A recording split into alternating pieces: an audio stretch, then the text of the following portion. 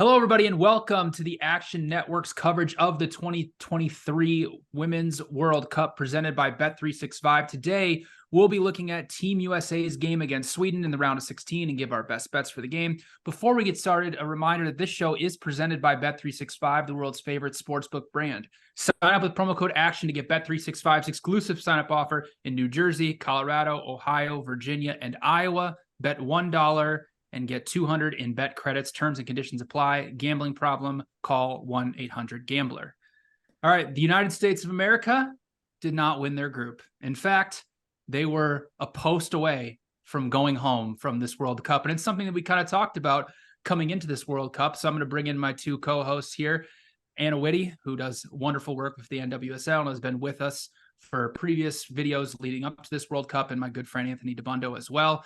Anna, I'm going to kick it to you first for a good, for what's kind of happened in the group stage. It's kind of, like I said, what we've talked about, but how concerning is, the United States performances against both the Netherlands and against Portugal with their prospects here of really not only beating Sweden, but actually getting deep in this tournament? The United States had some issues in the group stage. And I think the biggest thing was the fact that their head coach in Vlatko Andonovski did not make any serious lineup changes where he gave opportunities for different players to play in different spots. The biggest one for me was the fact that Ashley Sanchez did not show in the first 3 games for the United States, and Julie Ertz did not move out of that center back position to see if she can slide into that 6th role.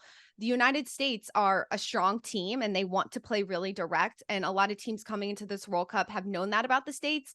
And now they're at the place with their federation and how women's soccer has improved that they're physically strong, but also tactically they can break down the United States. So moving forward, the United States has to figure out their continuity, their style of play, and how they can help and lean on each other and not just play as a bunch of individuals.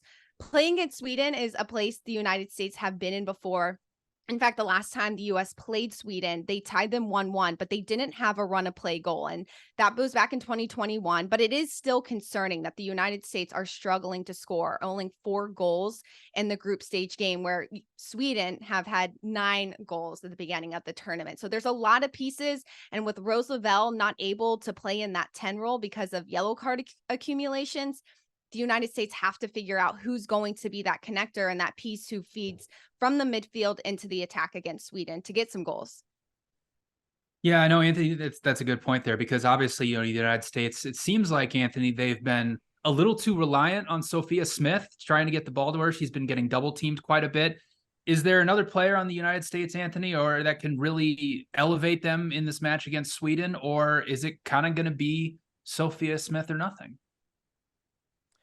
Well, you would think in a healthier system and better tactical plan that it wouldn't be all reliant on her to do all of the ball progression. BJ, I have a trivia question for you, and this is for Anna too. Where do you think the United States ranks of the 32 teams in just pass completion percentage in this tournament? 22nd. That's going to be my guess. That's a pretty good guess. 20th. Think about that. I mean, this is the United States. They're 20th in that, 5th in passes into the penalty area, and just 15th in crosses. So they just really haven't been very good at getting the ball into the penalty area because they can't string together enough passes. And I thought that was the most jarring thing of the first half and really the whole game against Portugal was Portugal put an extra player in midfield and they just had no plan to keep the ball against the Portuguese. Every attack broke down because Smith was getting double teamed. Alex Morgan has not been at her sharpest from a finishing perspective and even getting consistent good quality chances. So I really don't know what the lever to pull is, because it feels like Lavelle has been kind of the spark plug, and she certainly was in the second half against the Dutch. The only thing that really has been the United States' saving grace has actually been the defense. Given their midfield issues, the fact they've only conceded 1 shot on target, 9 shots on total, and 0.7 XG, like that's pretty impressive defensive numbers. And so, Ertz and whatnot holding up this defense, maybe moving her out could help the midfield, but does that sacrifice defense? I think that's the real concern that I have personally. And I think the United States, second best defensive numbers in the group stage behind only Japan.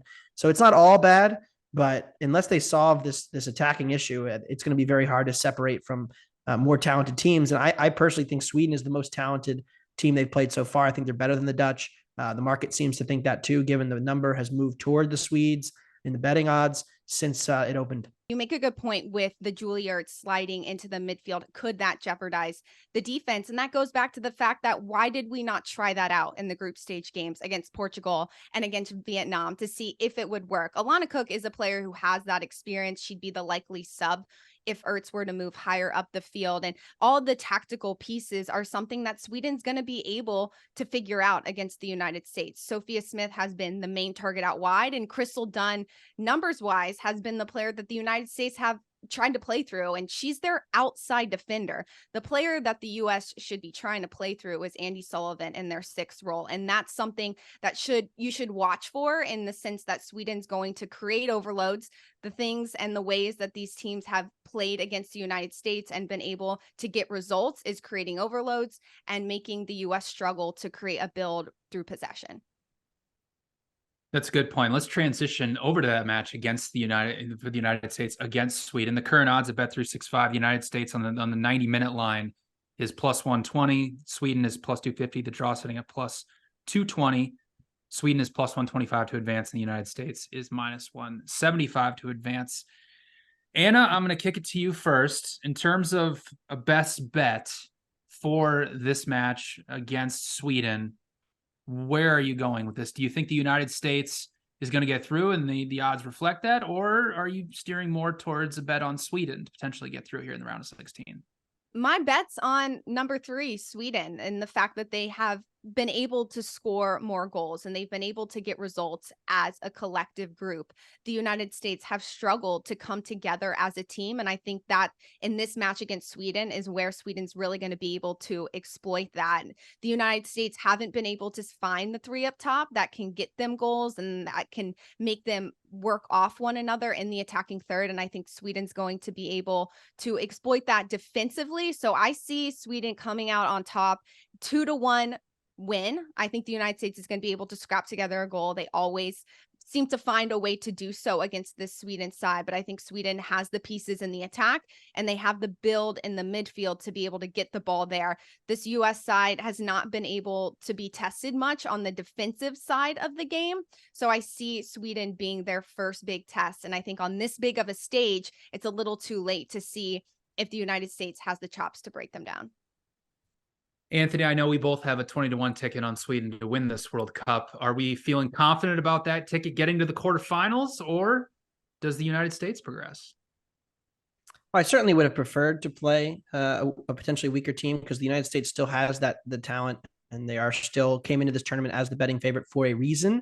But I think given form, I have to roll with the Swedes as well. Remember, the Swedes beat the United States 3-0 at the Olympics in 2021. It was a relatively competitive match, but Sweden had more shots, more XG, more chances, really controlled it from start to finish. And despite playing with the lead, the United States never really looked like they were going to come back into that match. It was kind of a huge wake-up call and maybe a harbinger of things to come, because I really still think that since that Olympic tournament, this U.S. women's national team has not been anywhere near the level that we're used to seeing and comfortable seeing from them in the past. So they can find that form out of nowhere, but I really don't have that much confidence in it happening.